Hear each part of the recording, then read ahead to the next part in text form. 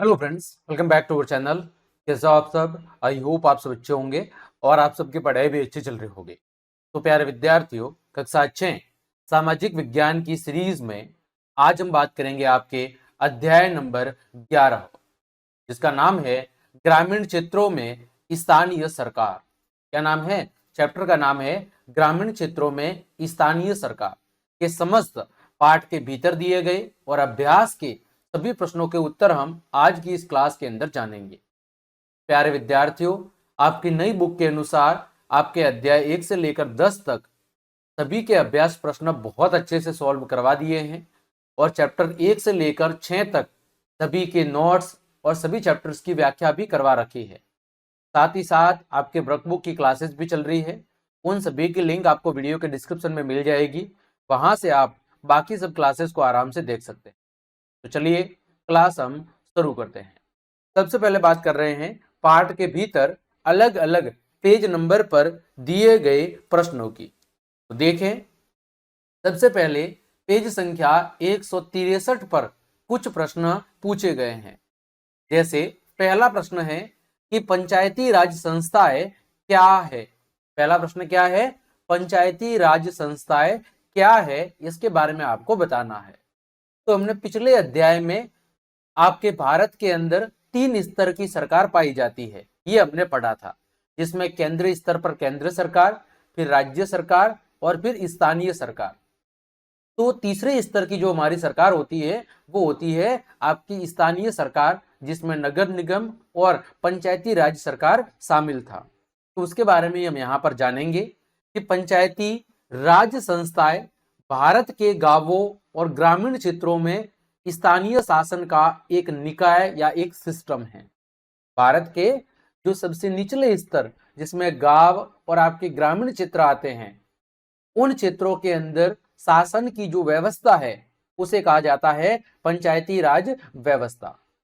इनका गठन स्थानीय लोगों के साथ सत्ता साझा करने और उन्हें अपने समुदायों के लिए निर्णय लेने का अधिकार देने के लिए किया गया था। पंचायती राज का गठन क्यों किया गया? ताकि स्थानीय लोगों की ज्यादा से ज्यादा शासन के अंदर भागीदारी हो सके। सरकार के द्वारा जो निर्णय लिए जा रहे हैं उनमें ज्यादा से ज्यादा भागीदारी स्थानीय स्तर पर जुड़े हुए जो लोग हैं, जो जमीन स्तर से जुड़े हुए लोग हैं, उनकी भी शासन के अंदर डायरेक्ट भागीदारी सुनिश्चित हो। इन संस्थाओं में ग्राम स्तर के ऊपर ग्राम पंचायत होती है, ब्लॉक स्तर पर पंचायत समिति, इसमें एक पंचायत समिति के अंदर 20-30 पंचायत आती है, और जिला स्तर पर जिला परिषद शामिल होता है। यानी स्थानीय स्तर पर भी 3 स्तर है। सबसे पहले ग्राम स्तर पर ग्राम पंचायत होगी, ब्लॉक लेवल पे पंचायत समिति होगी और जिला स्तर के ऊपर जिला परिषद होगी। ये स्थानीय प्रशासन और विकास का प्रबंधन करने के लिए संविधान द्वारा निर्धारित नियमों के तहत क्या करती है? काम करती है। यानी ये जो सरकार है ये स्थानीय लेवल पर प्रशासन का काम और विकास का मैनेजमेंट करने के लिए संविधान के द्वारा जो निर्धारित नियम है उन नियमों के भीतर रहते हुए ये स्थानीय स्तर पर, जमीनी स्तर पर काम करने का काम करती है। देखो यहाँ पर ये आपका स्थानीय सरकार का एक चित्र दिया हुआ है। इसका है ये स्थानीय सरकार का। इसमें देखो ग्राम स्तर के ऊपर क्या होगी? ग्राम परिषद होगी या ग्राम पंचायत होगी। फिर ब्लॉक लेवल पे क्या होगी? खंड पंचायत, पंचायत समिति अथवा मंडल परिषद होगा। जिला स्तर पे क्या होगा? जिला पंचायत या जिला परिषद होगी। तो स्थानीय सरकार के अंदर भी कितने हैं? आपके 3 अलग अलग स्तर है। तो इस तरह कह सकते हैं कि पंचायती राज संस्था स्थानीय शासन का एक वो निकाय है जो जमीन स्तर से जुड़े हुए लोगों के साथ जुड़ा होता है, और ग्रामीण क्षेत्र और दूर दराज के अंदर रहने वाले लोग भी इस शासन व्यवस्था के जरिए अपने भारत की सरकार के अंदर, यानी सरकार के निर्णयों में अपनी भागीदारी सुनिश्चित कर सकते हैं। ठीक, आगे बात करें। दूसरा, उनके कार्य क्या है? यानी पंचायती राज संस्थाओं के कार्य क्या है? उनके कार्य का मतलब यहां पर क्या है कि जो आपकी पंचायती राज संस्थाएं हैं, जो पंचायती राज निकाय है या पंचायती राज जो ये संस्थाएं हैं इनके कार्य क्या है वो आपको बताने हैं। तो देखें इनके काम क्या है। तो पंचायती राज संस्थाएं सड़कों के निर्माण, ग्रामीण क्षेत्रों में सड़कों के निर्माण और उनकी मरम्मत, उनको रिपेयर करवाना।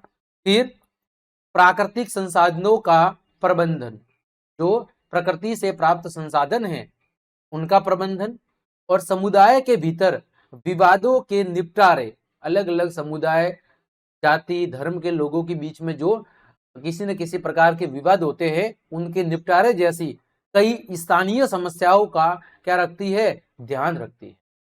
और इनका मुख्य काम यह है कि गांव और ग्रामीण क्षेत्र के लोगों की जो बुनियादी जरूरतें हैं, जिसमें जल, सड़क, आवास, कचरा प्रबंधन, जल प्रबंधन, है ना, छोटे मोटे जो पंचायत स्तर पर होने वाले काम हैं, वो सारे काम जो हम कह सकते हैं एक इंसान की बुनियादी जरूरत है, वो ठीक से क्या हो जाए, वो ठीक से पूरी हो, ये सुनिश्चित कौन करती है, आपकी पंचायती राज संस्थाएं सुनिश्चित करती है ना। जैसे गांव के अंदर जगह जगह पर व्यवस्थित सड़क हो, बारिश के दौरान गंदगी न फैले, पानी निकलने की उचित सुविधा हो, लाइट की प्रॉपर सुविधा हो, है ना। गांव के अंदर छोटे मोटे विद्यालय है तो उनका प्रॉपर मैनेजमेंट हो, रख रखाव हो।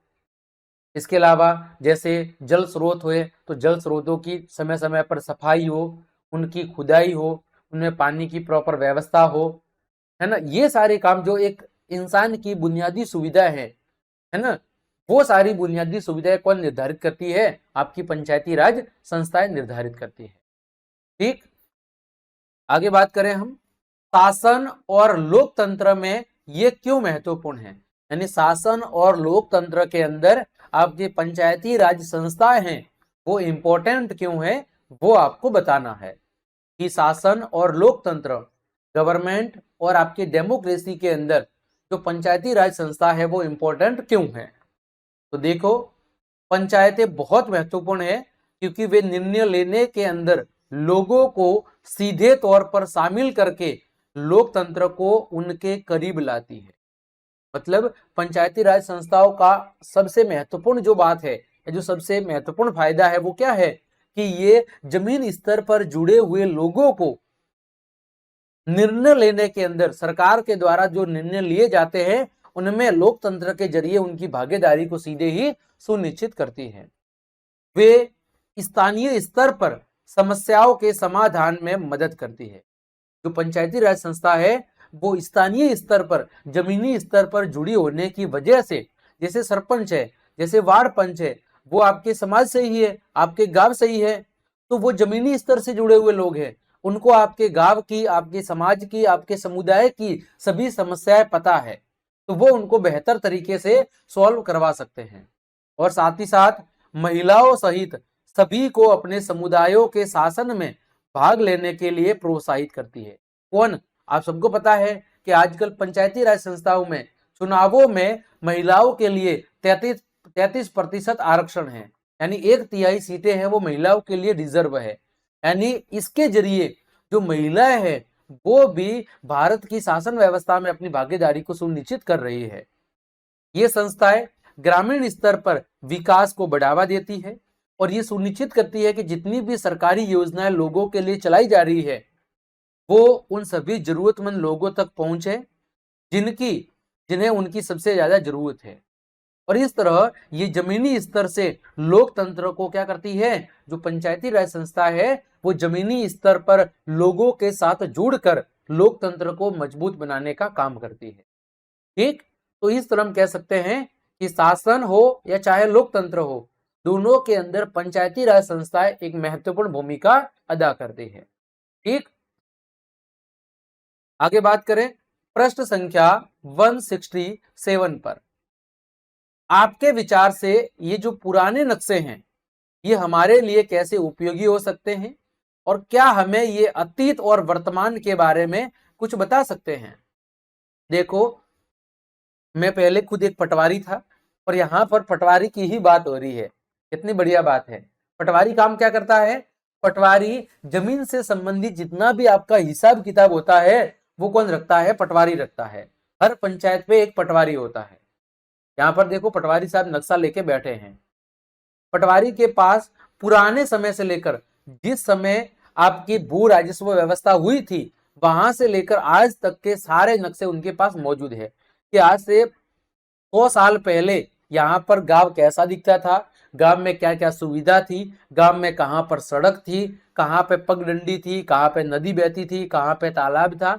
ये सारे नक्शे के अंदर चीजें अंकित होती है ना। तो देखो यहाँ पर कि जो पुराने नक्शे होते हैं वो हमें ये जानने में मदद करते हैं कि बहुत पहले, आज से 100-200 साल पहले आपका जो गांव है, आपका जो शहर है, वो कैसे दिखते थे। और ये हमें बताते हैं कि समय के साथ साथ जमीन, सीमाएं, गांव ये धीरे धीरे कैसे बदल गए। ये नक्शे हमें हमारे अतीत, हमारे पुराने समय की संस्कृति, उस समय की अर्थव्यवस्था कि लोग क्या क्या खेती करते थे और राजनीति के बारे में भी क्या देते हैं, ये हमें राजनीति के बारे में भी सुराग देते हैं। पुराने नक्शों की तुलना हम वर्तमान नक्शों से करके ये भी समझ सकते हैं कि अलग अलग इलाकों में क्या बदला है और क्या वैसा का वैसा ही रहा है। यानी गांव की जो सीमा है, गांव की जो जमीन है, उसमें क्या परिवर्तन आया है और क्या चीजें अभी भी वैसी की वैसी बनी हुई है।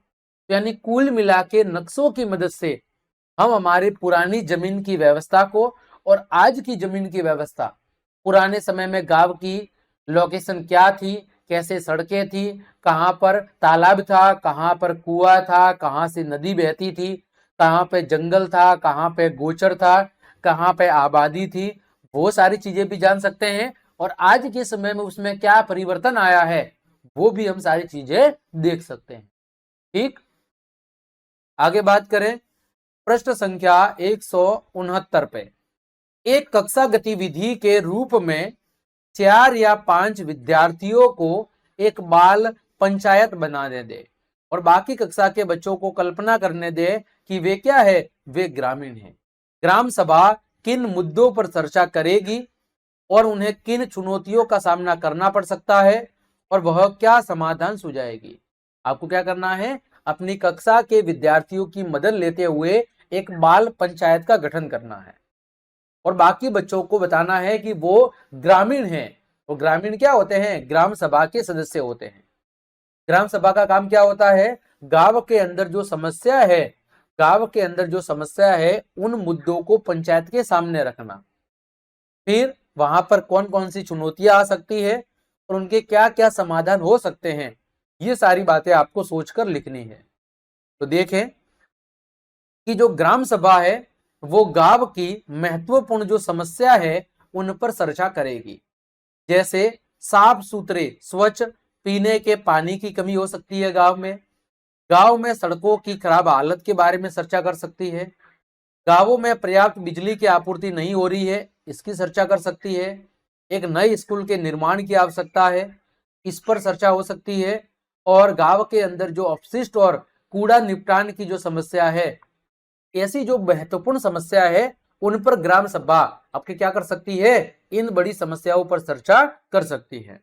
अब यहाँ पर उनके सामने क्या चुनौतियां आएगी, देखो समस्याओं को हल करने के लिए सबसे पहले बहुत कम धन का होना, फिर कुछ ग्रामीण है वो इन परिवर्तनों का विरोध भी कर सकते हैं और कुछ है जो उनसे सहमत नहीं हो सकते हैं, फिर स्थानीय सरकारी अधिकारियों से सहायता या समर्थन प्राप्त करने में कठिनाई आ सकती है, परियोजनाओं को पूरा करने के लिए पर्याप्त कौशल और संसाधनों का अभाव यानी कमी हो सकती है, और कुछ व्यक्तियों की इच्छा और पूरे गांव के लिए सर्वोत्तम क्या है इसके बीच में संतुलन स्थापित करना।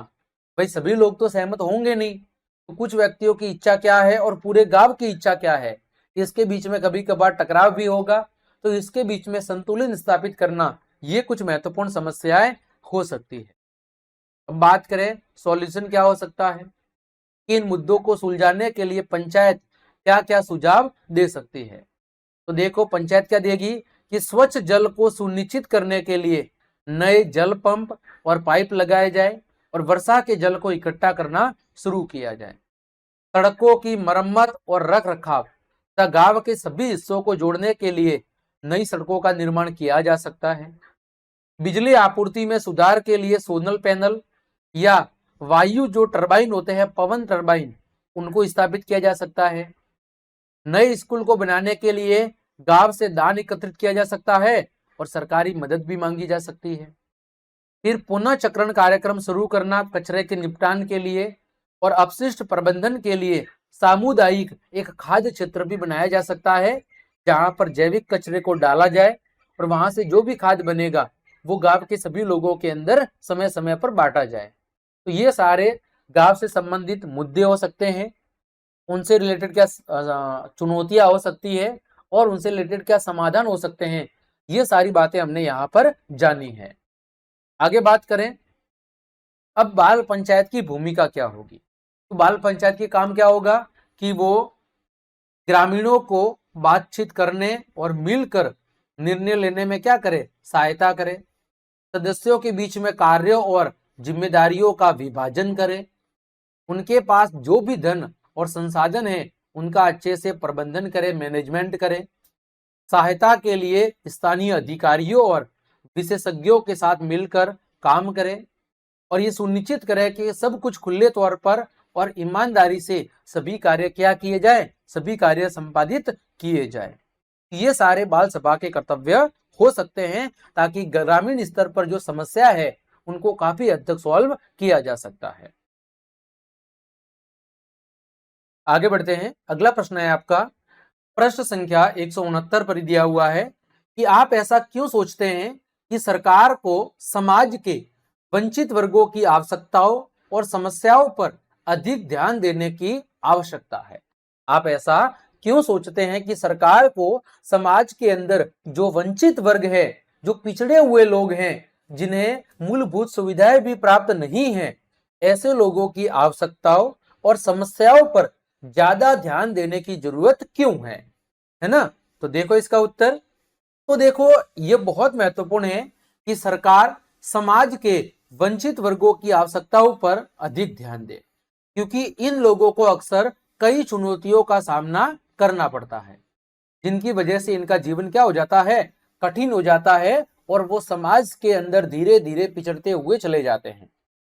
कई बार वे भोजन, शिक्षा और स्वास्थ्य, जो कि इंसान की बुनियादी जरूरतें हैं, उनको पूरा करने में भी सक्षम नहीं हो पाते हैं। जैसे आपने रोड के किनारे अलग अलग निम्न तबके के लोग देखे होंगे, जिन्हें न तो खाने पीने का प्रॉपर उनके पास व्यवस्था होती है, न रहने की, न पहनने की। तो जो एक इंसान की बुनियादी जरूरत होती है वो सुविधाएं भी उनके पास प्राप्त नहीं होती है। तो उनकी जरूरतों और समस्याओं पर ध्यान केंद्रित करके सरकार उनके जीवन की गुणवत्ता में सुधार करने में मदद कर सकती है और ये सुनिश्चित कर सकती है कि सभी को क्या मिले, सभी को समान अवसर मिले, ताकि वो लोग भी बाकी लोगों की तरह उचित शिक्षा प्राप्त कर सके, उचित स्वास्थ्य सुविधाएं प्राप्त कर सके और अपने जीवन को बेहतर बढ़ाने की दिशा में कदम बढ़ा सके। अतः ये सरकार के लिए बहुत जरूरी है कि जो निम्न तबके के लोग हैं उनके लिए उचित व्यवस्था की जाए, उनकी आवश्यकता और समस्याओं पर ज्यादा ध्यान दिया जाए, ताकि वो भी समाज के दूसरे लोगों के साथ एक कदम से कदम मिलाकर समाज की प्रगति के अंदर आगे बढ़ सके। ठीक, आगे बात करें हम, अगला प्रश्न है 170 पर। आप केंद्र स्तर पर और पंचायत स्तर पर शासन प्रणाली के बीच में क्या विभिन्नताएं और क्या समानताएं पाते हैं? यदि आवश्यक हो तो अध्याय 10 देखें।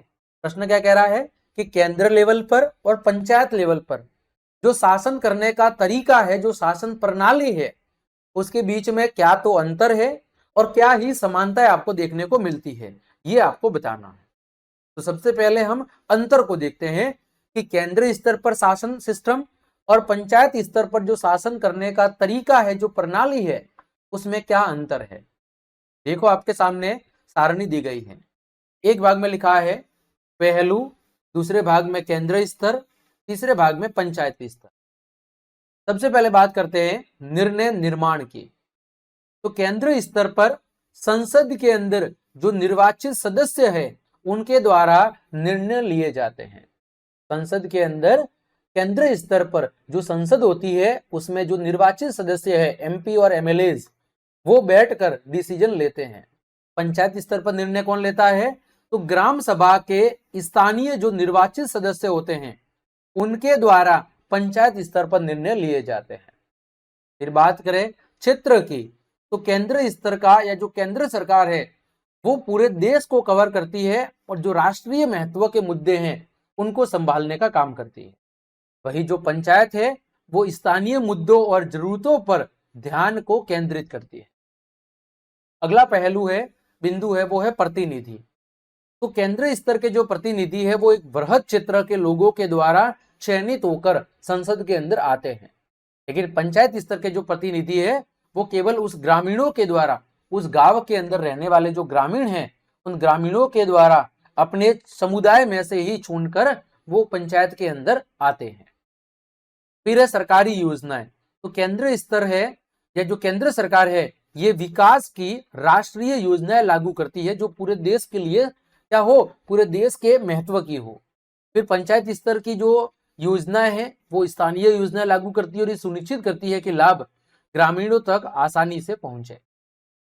बात करें भागीदारी की, तो सभी नागरिक, देश के अंदर रहने वाले सभी नागरिक मत देकर अपनी राय व्यक्त करते हैं, परंतु निर्णय निर्माण की प्रक्रिया में वो देरी महसूस कर सकते हैं। लेकिन पंचायत स्तर पर नागरिक सीधे ही संवाद करते हैं और निर्णय लेने में उनकी सक्रिय भागीदारी को वो निभाते हैं। बात करें न्याय की, तो केंद्र स्तर पर हर प्रकार के मामले को निपटाने के लिए अदालतें होती है, लेकिन पंचायत स्तर पर दीवानी और फौजदारी के साधारण छोटे मोटे मामलों का समाधान पंचायत स्तर अथवा स्थानीय स्तर पर किया जाता है। तो ये दोनों स्तर, केंद्र सरकार का स्तर और पंचायत स्तर, दोनों के अंदर शासन प्रणाली में क्या अंतर है इसको हमने देखा। अब बात करें समानता क्या है, तो दोनों ही स्तर के सदस्य, चाहे वो केंद्रीय स्तर हो या पंचायत स्तर हो, इनके जो सदस्य है वो मतदाताओं के द्वारा ही चुने जाते हैं। दोनों के पास ही निर्णय लेने और कल्याणकारी योजनाएं लागू करने की शक्ति होती है। दोनों समाज की जरूरतों और समस्याओं पर ध्यान देती है। दोनों ही स्तर की सरकारें राजस्व इकट्ठा करते हैं और दोनों को भारतीय संविधान के द्वारा मान्यता प्राप्त है। तो ये दोनों के अंदर, केंद्र स्तर की सरकार और पंचायत स्तर की सरकार के अंदर समानता हो गई। आगे बढ़े, अगला प्रश्न है कि अगर आपको कुछ पंचायत सदस्यों से मिलने का मौका मिले तो आप उनसे क्या सवाल पूछना चाहेंगे। छोटे छोटे समूह में चर्चा करके एक प्रश्नावली बनाएं। कुछ पंचायत सदस्यों से मिले और उन्हें अपने विद्यालयों में आमंत्रित करें। उनसे अपनी प्रश्नावली में दिए गए प्रश्न पूछें और एक संक्षिप्त रिपोर्ट भी लिखें। क्या कह रहा है कि आपको अपने पंचायत के सदस्यों से मिलना है और उनसे कुछ प्रश्न पूछने हैं, है ना, और फिर पूछे गए प्रश्नों के आधार पर आपको एक संक्षिप्त रिपोर्ट तैयार करनी है। तो देखें यहाँ पर पंचायत सदस्यों से पूछने के लिए कुछ महत्वपूर्ण प्रश्न जो यहाँ पर दिए गए हैं।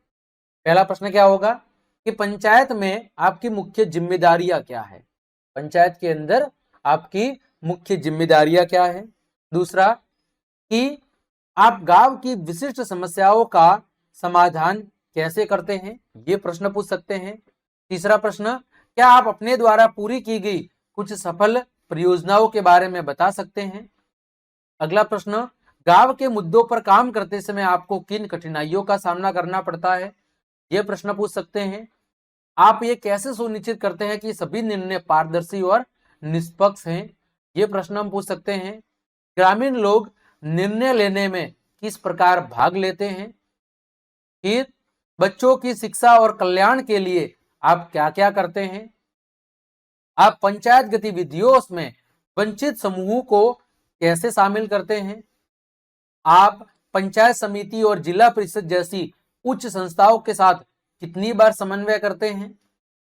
और उनसे मिलने के बाद आप उनके उत्तरों का वर्णन करते हुए एक संक्षिप्त रिपोर्ट लिखेंगे कि पंचायत समिति या पंचायत जो सदस्य हैं वो आपके इन प्रश्नों का उत्तर क्या देते हैं, कैसे देते हैं, और ये बताएंगे कि आपने पंचायत के काम करने के तरीके के बारे में क्या सीखा और वे गांव की किस तरह मदद करते हैं।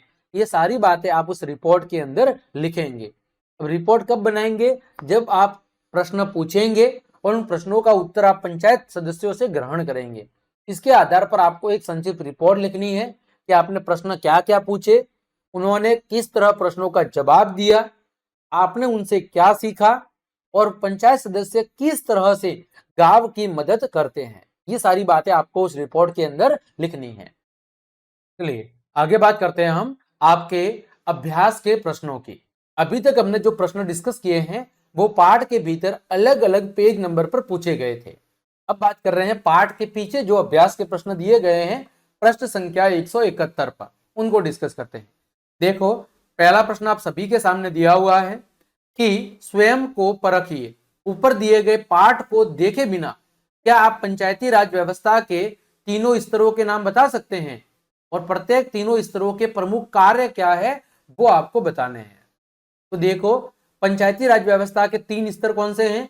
ग्राम पंचायत, पंचायत समिति और जिला परिषद। अब देखो सबसे पहले बात करते हैं ग्राम पंचायत जो ग्राम स्तर पर होती है। इसका काम क्या है? इसका काम है स्वच्छ जल, साफ सुथरा जल की व्यवस्था करना, सड़कों की उचित व्यवस्था करना और स्वच्छता, गांव में साफ सफाई जैसी जो बुनियादी सुविधाएं हैं वो प्रदान करके गांव को बेहतर बनाने का काम कौन करती है? ग्राम पंचायत करती है। इसके अलावा गांव में खेती, स्वास्थ्य सेवाएं और शिक्षा को बढ़ावा देने का काम भी आपकी ग्राम पंचायत करती है। फिर है पंचायत समिति जो ब्लॉक स्तर पर होती है। यह निकाय ब्लॉक की सभी ग्राम पंचायतों के कार्यों का समन्वय करती है, कोऑर्डिनेशन करती है कि भाई आपके ब्लॉक में जितने भी काम हो रहे हैं क्या वो सभी काम सभी पंचायतों में सही ढंग से हो रहे हैं, और ये सुनिश्चित करना कि जितने भी विकास कार्यक्रम सरकार के द्वारा चलाए जा रहे हैं क्या वो सफलतापूर्वक चलाए जा रहे हैं, और उनकी प्रगति की जांच करना, ये सारे काम किसके हैं? पंचायत समिति के हैं। फिर जिला परिषद जो कि जिला स्तर पे होती है, तो ये जिले की पंचायत समितियों का पर्यवेक्षण करती है और यह विकास परियोजनाओं के लिए जिले के अंदर मौजूद संसाधनों और जो निधियां है उनकी योजना बनाना और उनका प्रबंधन करना।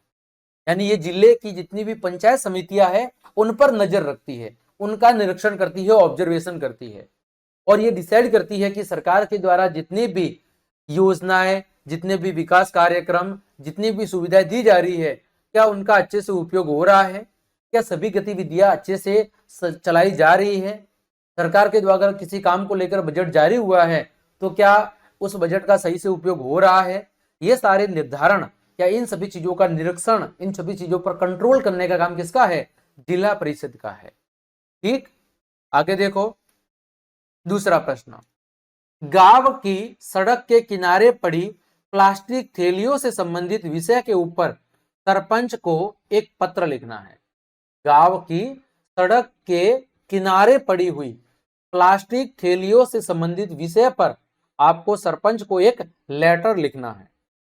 तो क्या लिखेंगे? सेवा में श्रीमान सरपंच महोदय, फिर आपकी ग्राम पंचायत है ना, ग्राम पंचायत और आपके गांव का नाम, जैसे मेरे गांव का नाम है वो है, मैं लिख सकता हूं, वो लिख सकता हूं यहां पर मेरे गांव का जो नाम है वो है दौलतपुरा। ब्लॉक कौन सा है? ब्लॉक है मेरा सिरोही। ठीक, फिर विषय क्या है? गांव की सड़क के किनारे पड़ी प्लास्टिक थैलियों को हटवाने के संबंध में, ये विषय हो गया। फिर लिखेंगे माननीय महोदय, ये संबोधन हो गया। फिर क्या लिखेंगे? मैं आपका ध्यान गांव की सड़क के किनारे जगह जगह पर पड़ी प्लास्टिक की थैलियों और कचरे की समस्या की ओर दिलाना चाहता हूं अथवा चाहती हूं। ये प्लास्टिक थैलियां गांव की सुंदरता को खराब कर रही है और पर्यावरण के लिए भी क्या है? हानिकारक है। इनकी वजह से नालियां जाम हो जाती है, गंदगी फैलती है, जिससे बीमारियां फैलने का खतरा भी बढ़ जाता है।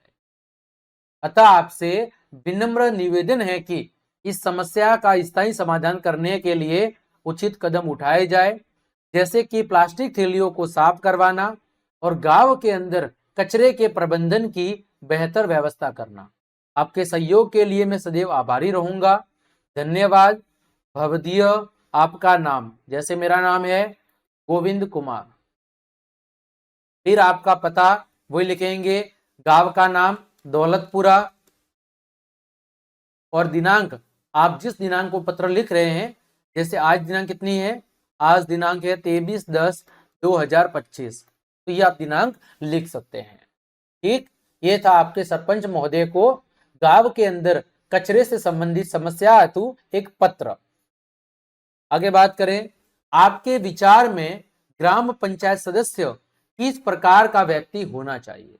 ये कह रहा है आपके विचार में ग्राम पंचायत का जो सदस्य है वो किस प्रकार का व्यक्ति होना चाहिए।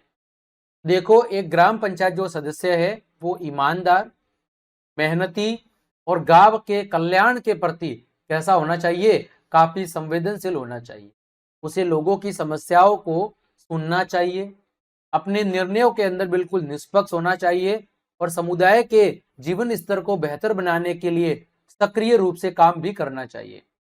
एक पंचायत सदस्य के लिए अच्छी संवाद की क्षमता के लोगों के साथ किस तरह बातें की जाए और किस तरह समस्याओं को शांतिपूर्ण ढंग से सुलझाने की क्षमता भी उसके अंदर होनी चाहिए कि गांव की अगर समस्या है तो उसे गांव के लोगों के साथ मिलकर अच्छे से बात करके किस तरह समस्या को अच्छे तरीके से सॉल्व किया जा सकता है, ये क्षमता उसके अंदर जरूर होनी चाहिए। आगे चौथा प्रश्न, मान लीजिए आप एक गांव के स्कूल में पढ़ते हैं, स्कूल हाईवे के बिल्कुल पास स्थित है और छात्रों को स्कूल आते या शाम को स्कूल से निकलते समय सड़क को पार करने में दिक्कत होती है। इस समस्या के समाधान के क्या विकल्प है? पंचायती राज की कौन सी संस्थाएं आपकी मदद कर सकती है और छात्र है वो क्या कर सकते हैं? तो ये आपके सामने एक समस्या है। इस समस्या में क्या क्या समाधान के विकल्प हो सकते हैं, उसमें पंचायती राज की कौन सी संस्था आपकी मदद कर सकती है और छात्र क्या कर सकते हैं। तो देखो, इस समस्या के समाधान के लिए एक पैदल यात्री पुल या फुटपाथ बना सकते हैं या लोगों को सुरक्षित रूप से सड़क पार करने में मदद के लिए ट्रैफिक लाइटें भी लगवा सकते हैं। और ग्राम पंचायतें वो इस तरह के स्थानीय मुद्दों का ध्यान रख सकती है।